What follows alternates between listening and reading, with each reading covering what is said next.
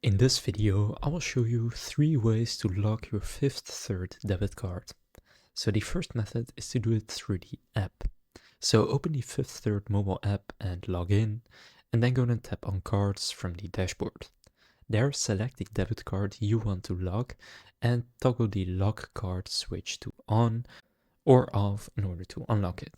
Then confirm the action. So that's method number 1. If that works, it's the easiest way.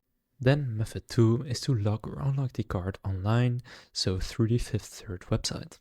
So log into your Fifth Third account at their website and just head over to customer service and click on card controls. There, select your debit card and again toggle the lock on or off, so when you toggle it on, it becomes locked.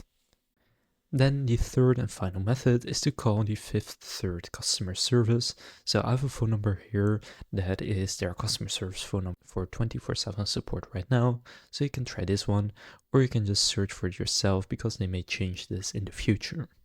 Then follow the prompts to speak with a representative, and then request a temporary lock or permanent card replacement if needed.